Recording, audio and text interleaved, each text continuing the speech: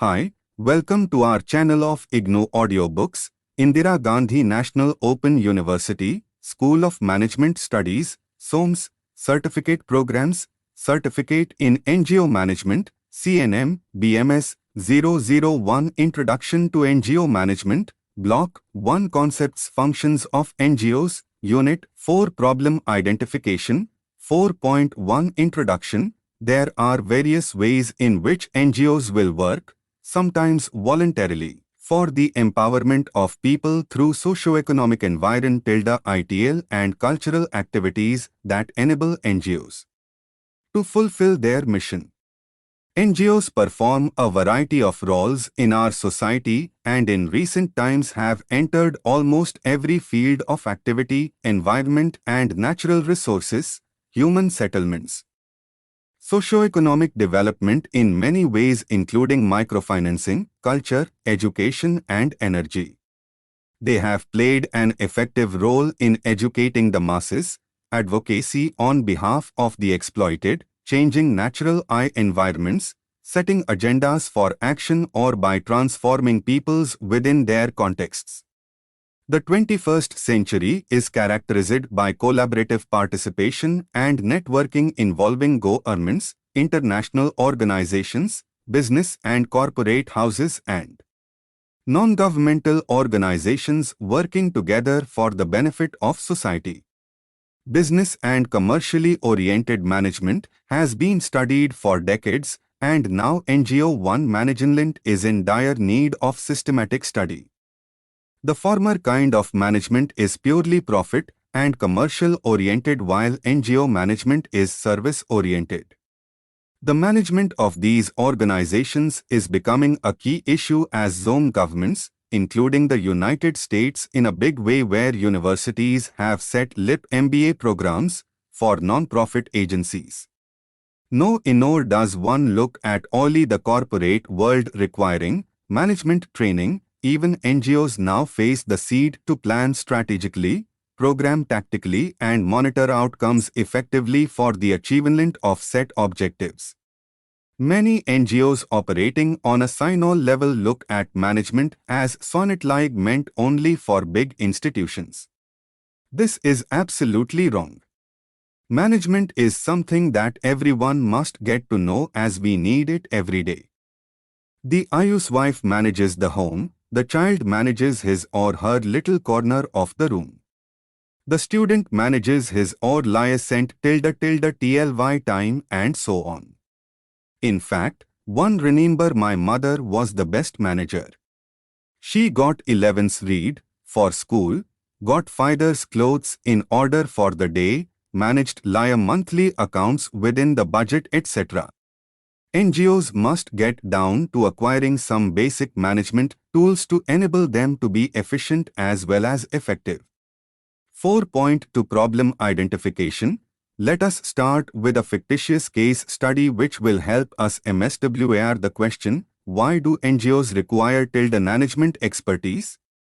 XYZ started an NGO organization called Asliya Foundation concerned for giving assistance to many helpless people affected by HIV and AIDS. XYZ raised money from her own family and started off her work in Norway in a nearby slum. Soon other families heard about this good work and they sent their donations. XYZ banked all this into her personal account. Soon an AIDS foundation heard about XYZ and made a small grant for her work. They required a project proposal and this was no problem and as one of Liu Eichels was a medical professor and he assisted with an Excel T presentation. Funds came in and needed to be banked. It was not so easy now. LI Bank required a registered trust document and a board etc. XYZ could not get into all of this and TL_ABL_T she co_LLD continue without such restrictions. Hearing that Asha Foundation was assisting a 1DS affected fan. Several individuals came forward requesting assistance. XYZ had no idea how to distinguish the genuine from the fake. She invited some friends to help. These friends were eager to help out but lacked professional skills and the ability to deal with HIV and AIDS issues. But there was plenty of zeal and commitment. Regular visits were being made to the slum. Friends and family gave Elnoni, and XYZ continued. Being honest and committed, she was careful with the use of the Nloni but did not have any financial skills. Soon one of the members of the community died. The family had no idea of the problem but unscrupulously wanted to exploit the situation. They complained to the police and put the blame on XYZ for the death. What followed was an inquiry into Asha Foundation. They asked for documents to prove the credibility of the organization. There was an inquiry into the use of funds. XYZ was able to get out of this sticky situation after quite some time of struggle. Once again her friends and family helped out. She learned her lesson but a bit too late. Management is required, social, legal, financial, environmental, and other issues are growing increasingly complex. One are a challenge to NGOs to maintain themselves.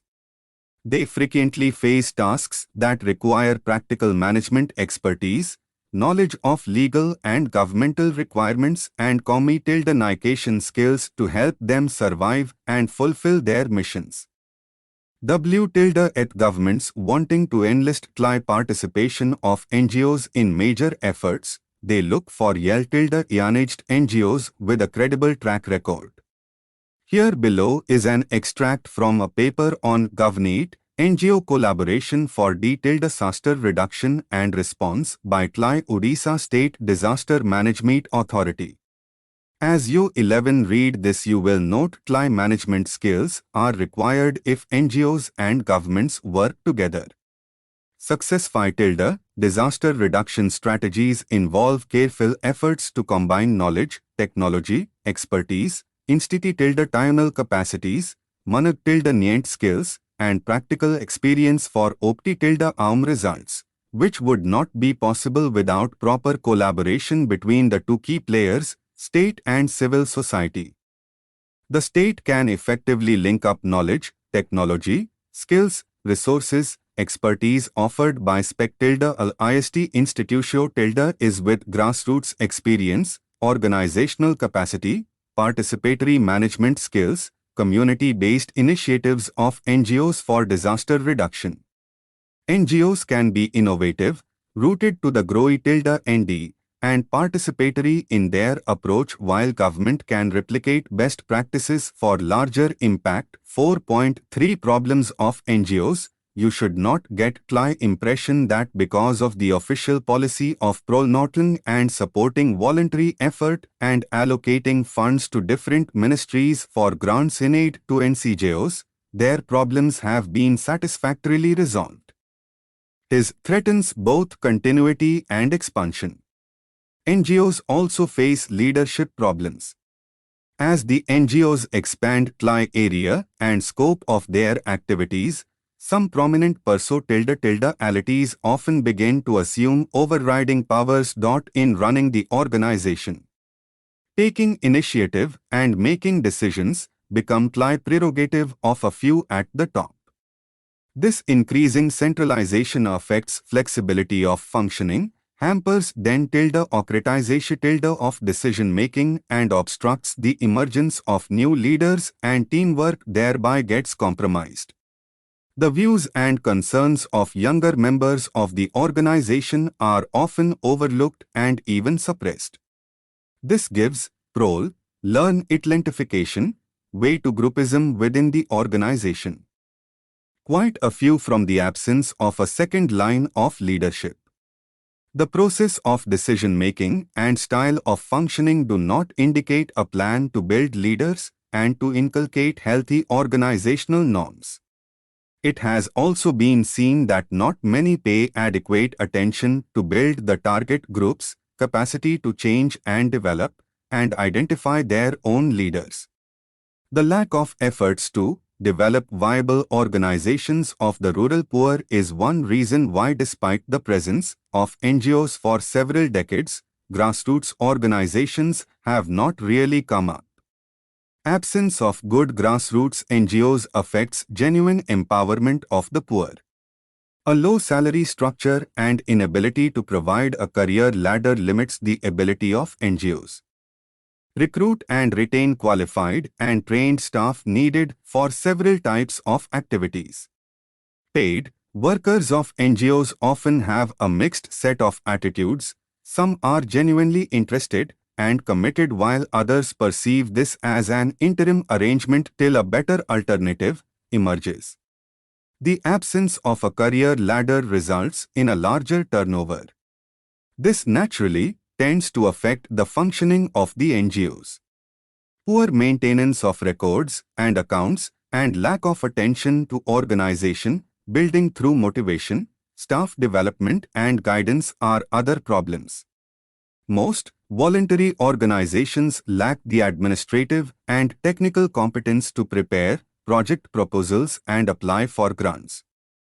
Uneven development of voluntary effort in different parts of the country is yet another constraint. In fact, there seems to be no relation between the size of the state or its population and the number of active NGOs. Several parts of the country, particularly the backward areas, suffer because of the absence of NGOs, which can utilize funds allocated by the government for implementing schemes through such organizations. Despite the official policy of encouraging voluntary effort, NGOs do not get real support from the bureaucracy and political leaders, the professed statements notwithstanding. From the point of view of the governmental agencies, including those at the district level and below, are not willing to shed their power and monopoly over the development programs.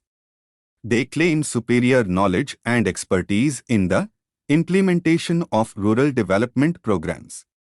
Barring some exceptions, the attitude of the government agencies toward is apathetic. They do not treat the NGOs as equal partners in the process of large program implementation. At the national or state levels, there may be the best of understanding among them, but at the grassroots level, the relationship is not always promotive. Style of functioning remains bureaucratic, and there is an expectation that NGOs show their obeisance in the corridors of power to get grants. The unfortunate result is that genuine grassroots level organizations get discouraged and are not able to procure grants. A large number even prefer not to depend on government funding.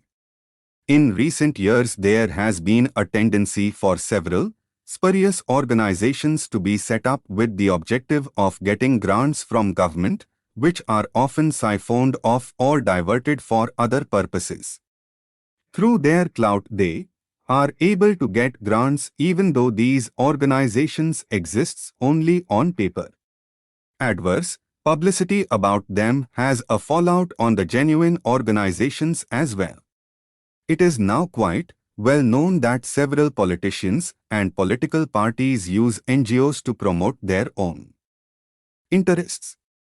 This has become a matter of genuine concern. There were moves, both official and non-official, in the mid-1980s to set up Voluntary Council of India and to have a code of conduct for voluntary organizations. This was expected to help in the formulation of a coordinate policy, facilitate selection of agencies for government funding, prevent misuse of funds, and safeguard the rights, privileges, and interests of the voluntary sector, especially the smaller agencies. The idea, however, ran into strong opposition from several voluntary groups, as it was feared that this would lead to control and regulation of the voluntary sector and increase bureaucratization, thus adversely affecting the functioning of organizations working with marginalized groups. Now that you are familiar with the role of NGOs and some of their problems, you should also know some of the measures that could be taken to improve the situation. In this section, we shall take a look at the suggestions for promoting and strengthening voluntary effort. The leaders should, through word and deed, promote voluntary effort. Industrialists, professionals, and the academic community should demonstrate their commitment in this regard. This will give them much greater insight into the development problems of the poor. There should be a radical change in the manner in which the bureaucracy deals with NGOs. An extension-oriented promotive style of functioning is very important to accomplish the objectives. Grants in aid programs should be widely publicized among and assisted in applying for these grants, since many of them have little experience in this regard. The flow of grants in aid is affected if there are no agencies to take them. Hence, special effort at promoting voluntary effort should be made in those states or areas where voluntary agencies are non-existent. The system of grants in aid should be streamlined and simplified. Grants must be released in time, as delays create problems in providing services and paying the staff. NGOs must make a conscious effort to improve their own organizational structures and administrative competence, including accounts and housekeeping. They must develop competence not only in problem-solving and promoting development, but also in motivating and sensitizing people and building capacity of the community for problem-solving and sustainable development. There must be greater coordination among NGOs to avoid duplication of service. A coordinating council of voluntary organization will be useful for providing a forum for collaboration and cooperation and in jointly taking up issues of concern with the government. A clear training policy must be implemented by NGOs, as motivation is not enough. A professional approach is always able to achieve better results.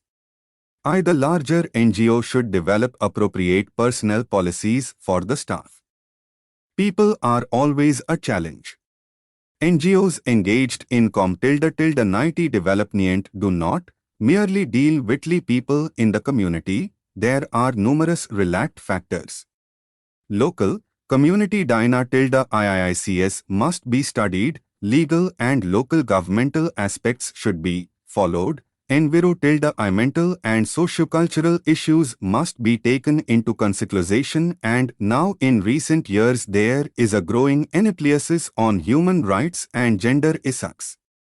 NGO leaders and teams will need to have click knowledge and skills necessary to work amid people encountering such varied forces in the field. Therefore, typical NGO manager is not same as a manager in a factory where everything more or less follows a routine process. Occasionally, factory one Iyanag may have to deal with people issues both inside and outside his premises. LVGO manager must be able to understand these complex intertwining issues TCL, frequently handle out of the ordinary decisions. Will be profit or CC, linearly oriented. The NGO management will be service driven. But the elements of management are the same. Clear program objectives will need. These require some basic management education. There is a crying need for various aspects of management knowledge and skills to be programs and efficiently mobilize resources. All these _quilcy subsist IATIC delivered properly in NGO environment with the same stankle LRDS and quality as Whitley any other managed NENT program. NGOs will need to strategically plan their, which form a major part in managing people, which in T1 11.11c to OIC he problems of NGOs to a great extent. Recently we see the terms governor, NCC and good governific 11c4 IRLC casingly used imply management v tilde olcl of bo tilde I tilde profit and non-profit ol.g.I at tilde ons. The UN, A7 World Bank and other 5 ha-C challenged 11s to adopt H Settler QSLCN tilde S of Go CR tilde ID. C. But what is governance? Working in a complex context, NGOs must make sure these issues are taken care of not only for effective operations but for legal and ITL credibility. Governance is a word that has been used increasingly in organizational contexts. The concept of governance is not new and has been around for a long time. Governance is used in several contexts, XTS, such as corporate governance, international governance, national governance and local governance. However, it means different things to different people, therefore we must spend some time discussing the issues around governance. In the widest sense, this refers to how any organization is run. It therefore includes all the processes, systems, and controls that are used to safeguard the interests of the organization. It is at a different level to what management is, and we will see this below. The principles of governance apply to ally organization, whether it the biggest multinational company or a small trust. Let us look at a definition of governance as it has special relevance for the developing world. Good governance is epitomized by predictable, open and enlightened policy making, a bureaucracy imbued with a professional ethos acting in furtherance of the public good, the rule of law, transparent processes, and a strong civil society participating in public affairs. Poor governance, on the other hand, is characterized by arbitrary policy making, unaccountable bureaucracies, unenforced or unjust legal systems, the abuse of executive power, a civil society unengaged in public life, and widespread corruption. World Bank in tilde governance, the World Bank's experience. The World Bank considers governance to be promoting fairness, transparency and accountability, and these 8 essentials in any organization. With the io growth in number of NGOs, there is need for good governance for their credibility. We need to explore several factors relating to the governance and accountability of NGOs that will help you in your own organization. Such factors must include financial accountability, as so much of their operational success depends on the ability to raise funds and manage them properly. Good governance according to the Poverty and Development Division of the United Nations Social Commission for Asia and the Pacific has 8 major characteristics. They are participatory, consensus-oriented, accountable, transparent, responsive, effective and efficient, equitable and inclusive, and follows the rule of law. Note some very important aspects of governance. It assures that corruption is minimized, the views of minorities are taken into account, and that the voices of the most vulnerable in society are heard in decision-making. It is also responsive to the present and future needs of society. Problem identification into consideration in decision-making. Participation needs to be informed and organized. This means freedom of association and expression on the one hand and an organized civil society on the other hand. Rule of law. Good governance requires fair legal frameworks that are enforced impartially. It also requires full protection of human rights, particularly those of minorities. Impartial enforcement of laws requires an independent judiciary and an impartial and incorruptible police force. Transparency. Transparency means that decisions taken and their enforcement are done in a manner that follows rules and regulations. It also means that information is freely available and directly accessible to those who will be affected by such decisions and their enforcement. It also means that enough information is provided and that it is provided in easily understandable forms and media. Responsibilities. Good governance requires that institutions and processes try to serve all stakeholders within a reasonable time frame. Consensus-oriented. There are several factors and as many viewpoints in a given society. Good governance requires mediation of the different interests in society to reach a broad consensus in society on what is in the best interest of the whole community and how this can be are achieved. It also requires a broad and long-term perspective on what is needed for sustainable human development and how to achieve the goals of such development. To this can only result from an understanding of the historical, cultural and social contexts of a given society or community. Equity and inclusiveness. A society's well-being depends on ensuring that all its members feel that they have a stake in it and do not feel excluded from the mainstream of society. This requires all groups, but particularly the most vulnerable, have opportunities to improve or maintain their well-being. Effectiveness and efficiency. Good governance means that processes and institutions produce results that meet the needs of society while making the best use of resources at their disposal. The concept of efficiency in the context of good governance also covers the sustainable use of natural resources and the protection of the environment. Accountability. Accountability is a key requirement of good governance. Not only governmental institutions, but also the private sector and civil society organization must be accountable to the public and to their institutional stakeholders. Who is accountable to whom varies depending on whether decisions or actions taken are internal or external to an organization or institution. In general, an organization or an institution is accountable to those who will be affected by its decisions or actions. Accountability cannot be enforced without transparency and the rule of law. 4.7 Governance and Management.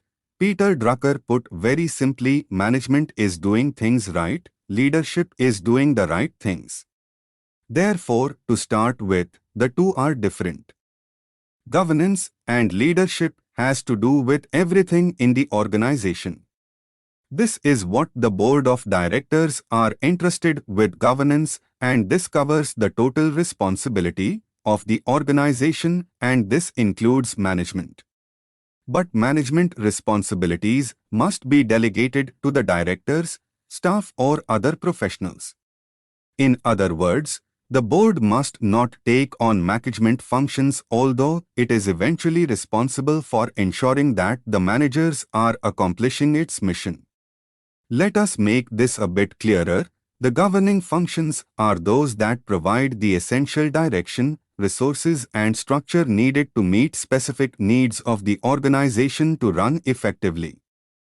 These include strategic direction for the organization, material resource development for the support of all activities, financial accountability to ensure integrity and transparency, leadership development at all levels. On the other hand, management functions directly deal with program activities and implementation to accomplish the vision and mission set by the governing body.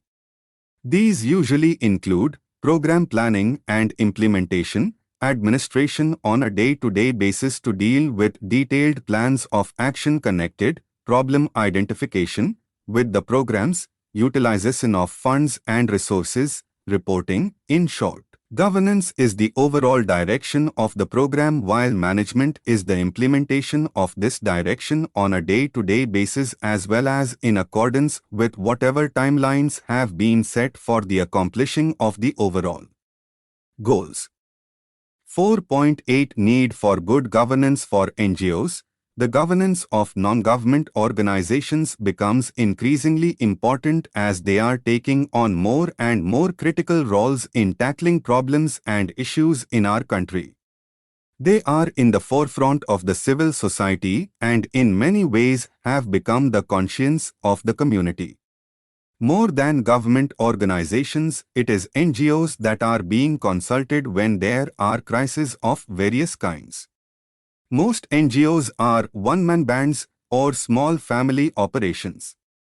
Although they all claim to have governing boards, it is hard to know how much these boards are really exercising roles in overall governance.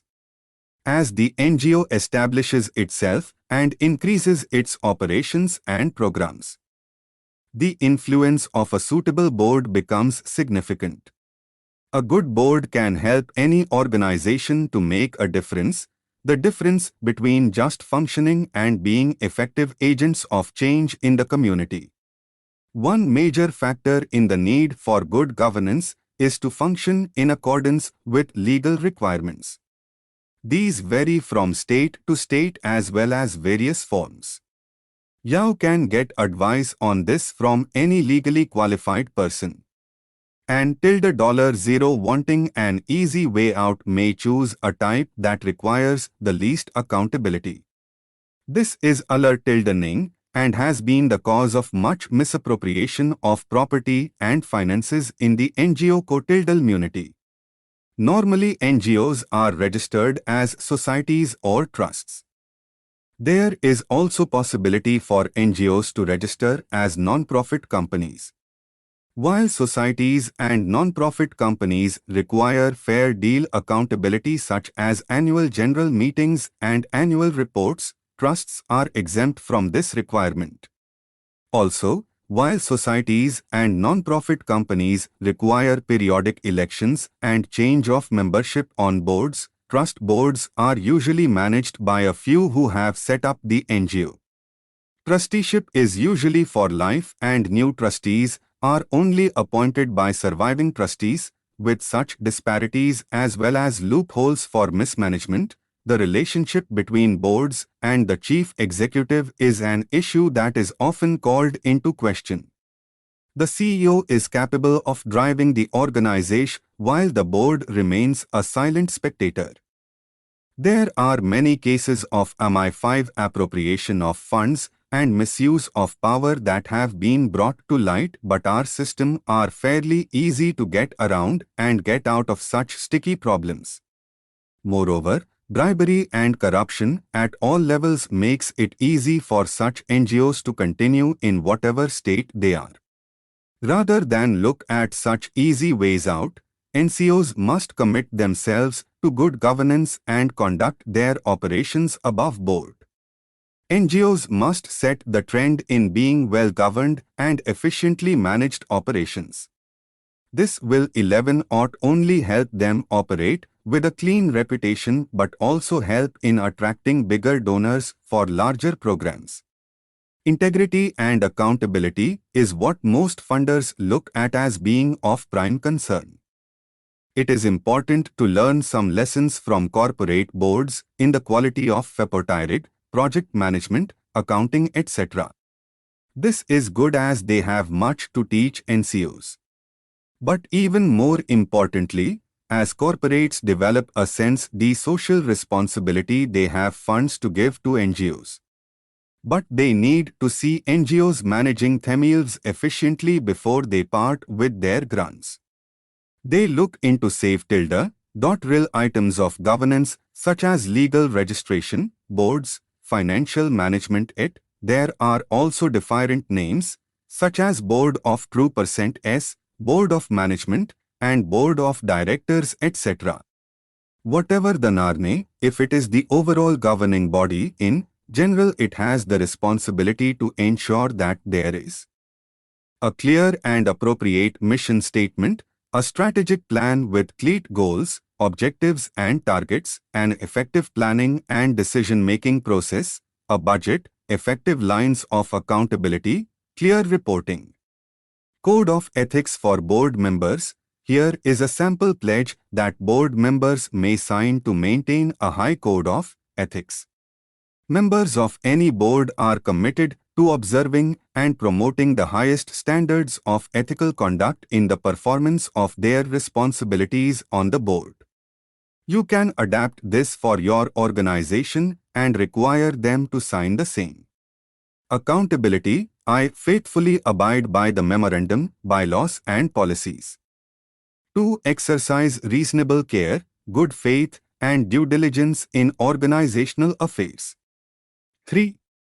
Fully disclose, at the earliest opportunity, information that may result in a perceived for actual conflict of interest. 4. Fully disclose, at the earliest opportunity, information of fact that would have significance in board decision-making. 5. Remain accountable for honest fiscal management to association members, the Problem Identification Board, and non-profit sector, and where applicable, to government and funding bodies. Professional excellence. 6. Maintain a professional level of courtesy, respect, and objectivity in all activities. 7. Strive to uphold those practices and assist other members of the board in upholding the highest standards of conduct. Personal gain. 8. Exercise the powers invested for the good of all members of the organization, rather than for his or her personal benefit or that of the non-profit they represent. 9. Ensure the right of all association members to appropriate and effective services without discrimination on the basis of caste, religious, or socio-economical factors. 10. Ensure the right of all association members to appropriate and effective services without discrimination on the basis of the organization's volunteer or staff makeup in respect to gender, sexual orientation, national origin, race, religion, age, political affiliation or disability. In accordance with all applicable legal and regulatory requirements. 11. Respect the confidentiality of sensitive information known to board members. 4.9 Ethical challenges. NGOs have become force in many parts of the world LD as able to address serious challenges confronting humanity. The influence of NGOs worldwide has been dramatically on the rise in recent decades and is now impacting policies and shaping agendas. Governments Yarkly dialogue in PI at VGO leaders on ticklish issues. With the growing engines that OIR making, the ethical challenges are also MDBenting. The ethical challenges they face are twofold. First, it is from the outside, and second, from within themselves. 111. I becoming influential. NGOs could be the vehicle of corruption from government as well as larger corporations.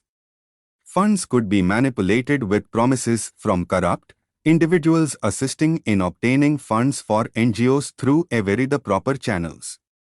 Then there is the decaying procure there of all kinds of parties seeking to launder their money through NGOs who enjoy certain tax benefits. Money is a major issue, but not the only one. There are be at air pressures on the NGO community that can result in unethical practices.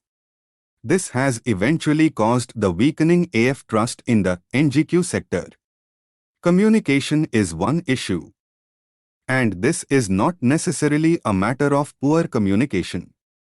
It may be very professional communication, but any that covets up or twists fact to get past certain current requirements.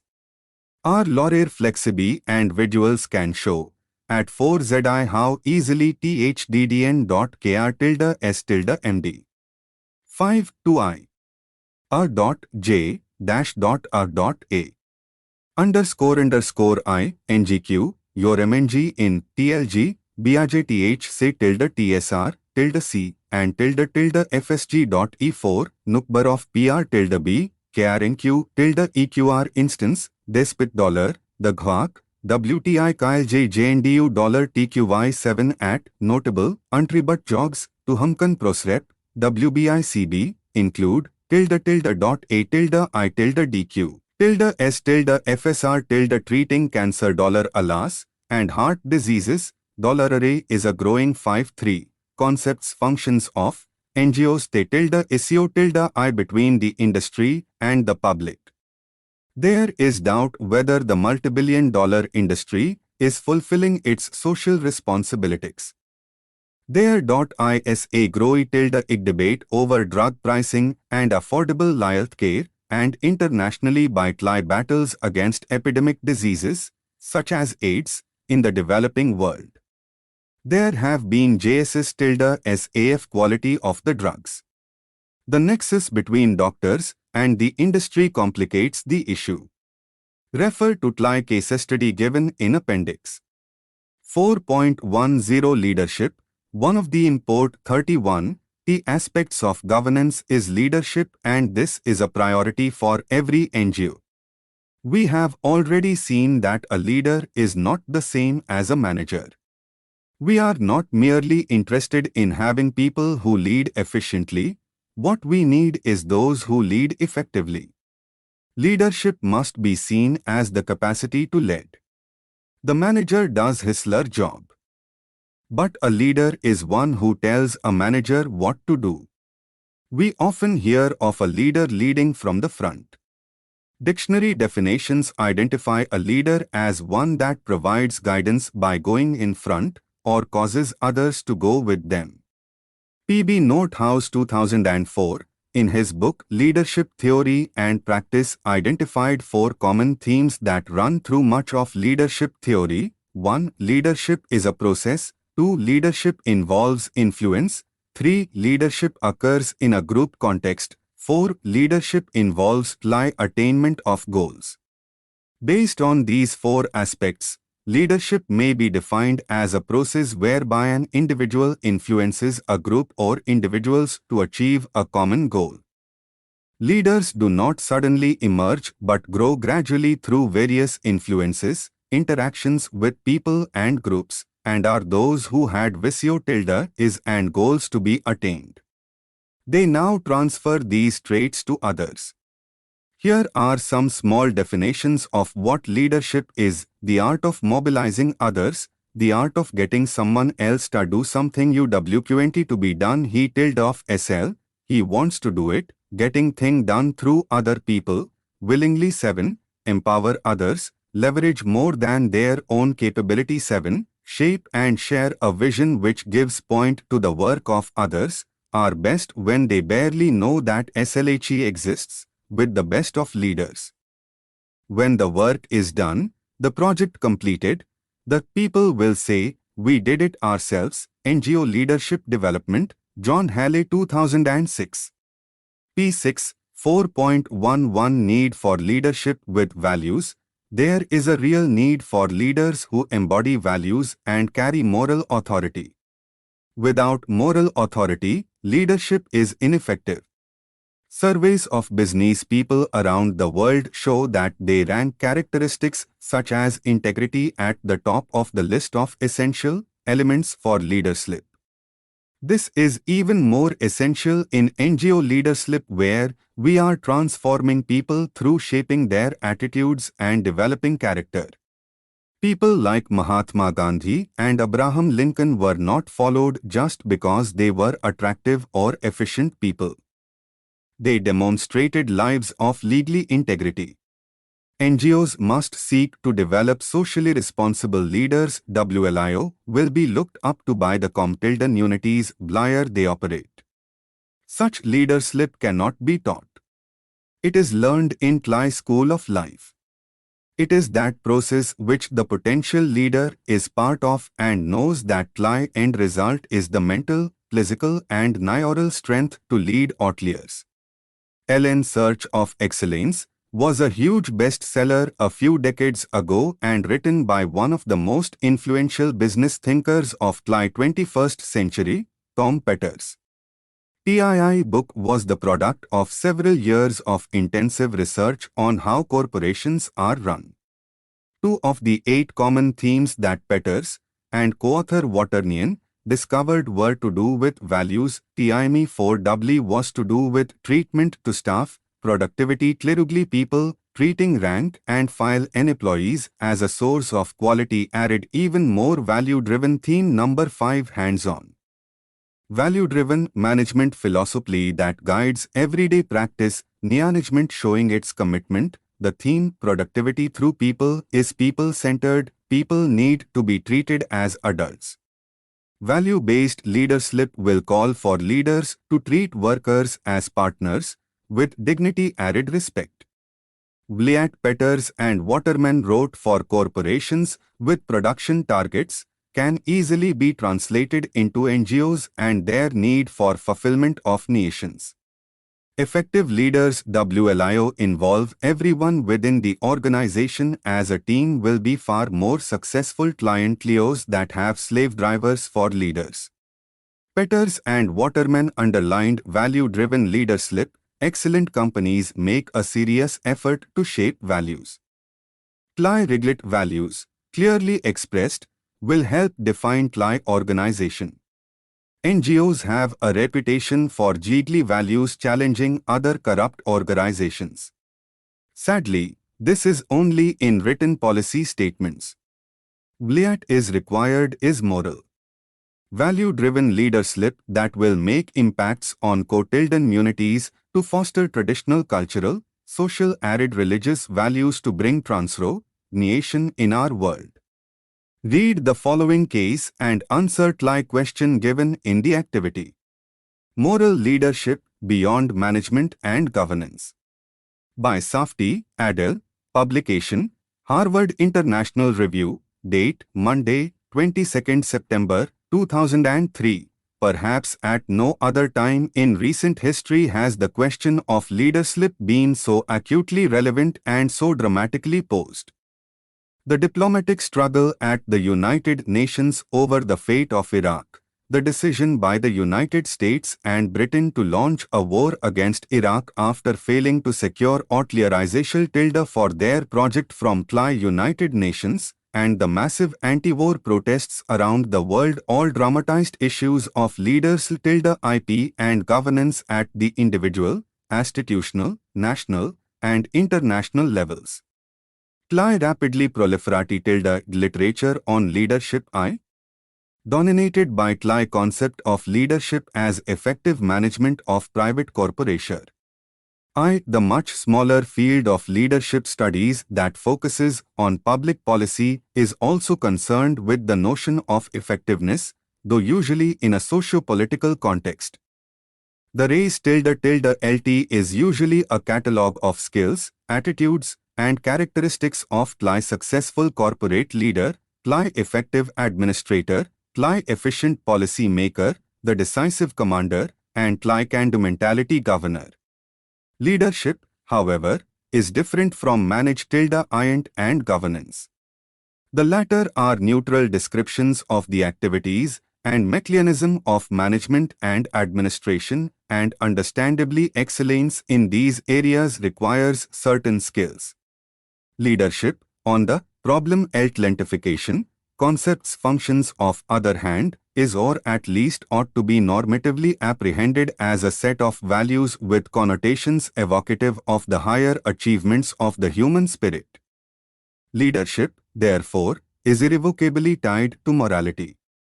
Measured by its results, leadership in whatever field should be the vision-driven achievements of those people who are able to transform their environment morally, elevate their followers, and chart new paths of progress and human development. As a concept, leadership should mean a set of values dedicated to promoting human development good of people in a democratic environment, both at the national and international levels. Leaders and managers. The literature on leadership as effective management describes the effective manager 1, leader as a person who is able to think proactively, strike a balance between task orientation and people orientation, have a vision to inspire commitment to work, invest in trust, and be an effective communicator. The catalogue of skills and characteristics is lengthy. The only definition of a leader is someone who has followers. Alternatively, Leadership has been defined as the ability to see the periphery, appreciate unconventional ideas, and transform the fear of change into positive turbulence. But in the rush to catalog the range of skills, attitudes, and behaviors associated with leadership understood as effective management of private corporations, little attention was paid to the moral dimension of leadership. When corporate scandals erupted in the United States in 2002, there were many questions about accountability and corporate governance. There was hardly any question about the meaning of leadership that was lavishly bestowed upon those powerful corporate leaders of yesterday.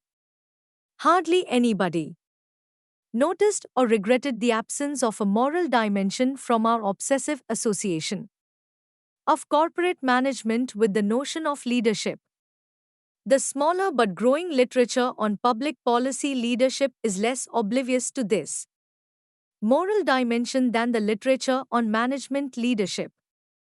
Indeed, cognitive studies stress that good leaders are people who have excellent communication skills, interest in expanding their views, and concern for moral issues.